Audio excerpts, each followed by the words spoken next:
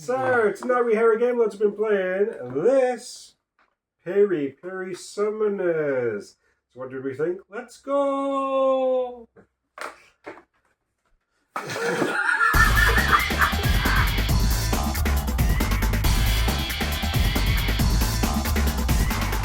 So, Piri Summoners is from a company, Mokuomo.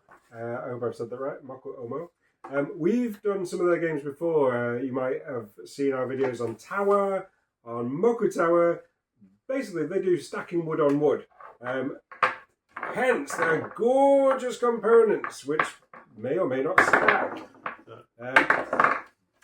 And they are, like all of the other games they've done, have been dexterity games where you are stacking wood on wood and getting points like that.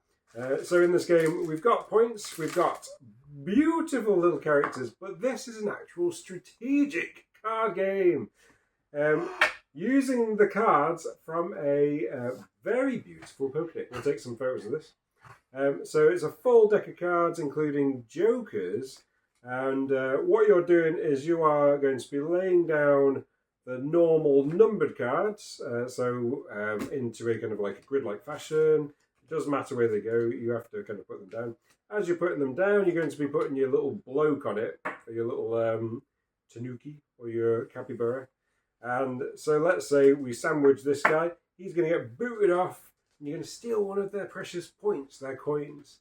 So it's a little bit of a kind of a to and fro on the table, which is going to grow. But the end goal is you're trying to get down your jacks, queens, and kings. So the king is the hardest to get down. I don't think anybody got a king down onto the table today. I did. Oh. Apart from Martin.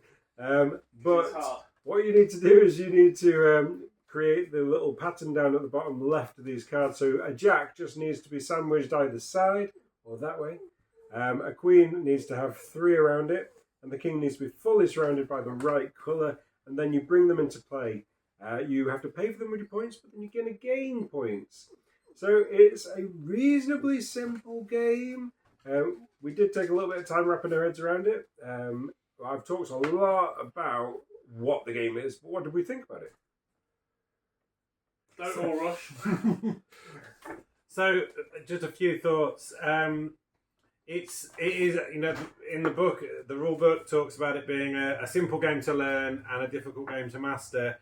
And I guess that's relatively, it is pretty simple. You're just playing, the most challenging bit in the rules, I think, is just the way that you can place low cards, because there's a whole sort of priority order of the different suits, and unless you're playing a card that is higher than the card that you're wanting to go next to, you have to use the priority order. And there was a little bit of sort of that just took a moment to get your head round, but once we got our head around that was relatively simple.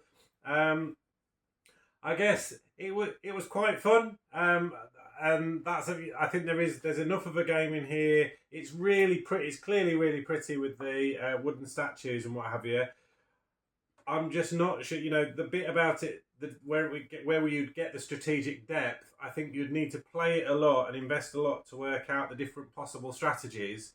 And as reviewers, we have a lot of games come across our table, and sort of we get to play a lot of different games. And it's probably the really top games that you want to keep playing again and again and again to get into that strategy. And I think this game would require you desiring that, really liking the game and getting in it. I didn't have enough of an investment in the game for that to be the case. There is a good game. I think the game there's enough of a game in there, but I didn't feel, for me, there was enough. It didn't grab hold of me enough that I wanted to play it and play it and play it again to work out the best strategies to play. And I think I think Dan, you were saying about the cards that you get given, the 3 sort of key cards that you've got. So your Jack, Queen, or King, they get dealt out at random, and you were saying that created a bit of a problem, I think. Well, yeah, because say if 4 people play, and we played it with 4, and we tried it with 2, but with 4 people, if 1 out of the 4 doesn't get any kings, they win. Pretty much. Even with queens, they just win. And the two games we played to start with, the 2 people that won had got Queen, Queen, Jack. Yeah. Everybody else had got kings, and you couldn't, in a 4-player game, No chance.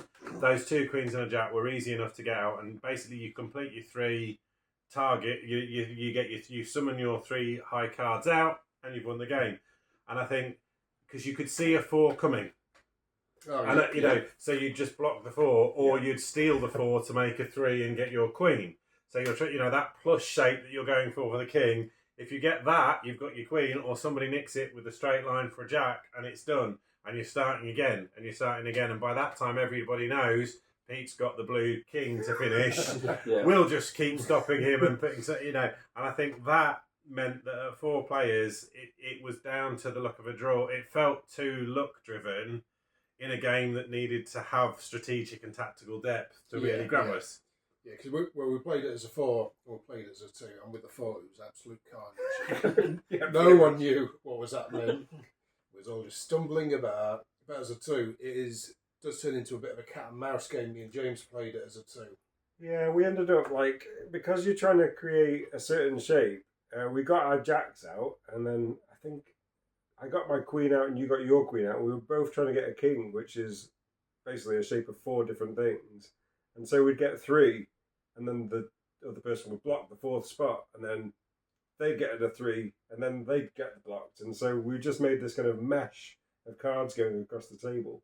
And the game in the instructions at this point, this is a prototype, it says there's 2 ways the game can end. Either somebody gets their 3 kind of cards, which are random at the start, gets them down onto the table, they win, or you can just play forever, and then when you're tired of the game, you stop the game and you see who's got the most points. But even at that point, I didn't want to stop. I didn't want to give up, even though I had the most points at that point. I should have stopped. Martin wanted to give up, and then changed his mind when he realised he could win. Yeah. Oh yeah, actually, we're not. Yeah, because the reason with the aces, because you can place them on top of any normal card, which is the winning strategy. Yeah, that killed it. The only strategy. Yeah, I think when I got this game through, actually, when I saw this on Facebook originally, I was so excited because these are really nice components. I think one of the best things about Mokuomo is the components. I think absolutely for all stunning of us, components. and the artwork as well was really nice. The cards are amazing. Yeah, I love it. And then I was just like, please be a good game as well. Please be something that is just that I want to play more and more and more. And I got this home and I got 2 little girls and they were so excited to see these. They're so cute, really nice kind of things. I was like, my kids, my oldest, I've had games of Lost Ruins of Arnak with her, and she'd struggle with this, where she would struggle with something that's a bit more kind of methodical and procedural, and so you very much kind of go through, you do this and you do this and you turn. Whereas this, you've got this kind of sprawling open area where you're trying to plan in advance and you're trying to outmaneuver people. So it's I wish that it was just a little bit easier for my kids to get into, but it's not, which is a shame. Although saying that, they did just have a good time playing families with the little people and the little animals, which was really sweet. Yeah. Plus side on this game, what I really like is that it is a genuine deck of cards. So you could just play it as a deck of cards. You could just play 52 card pickup. Yeah. No. Oh, my mum tricked me with that once when I was younger. Yeah. That is why Dad cries himself to sleep every night.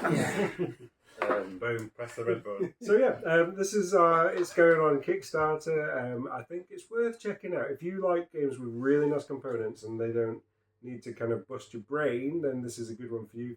I think this is especially good for people who are looking for something light and breezy, something that's got a lot of look to it, sometimes with higher player counts. But if you're looking for the next meaty strategic game, this might not be it, and that's okay. Check it out.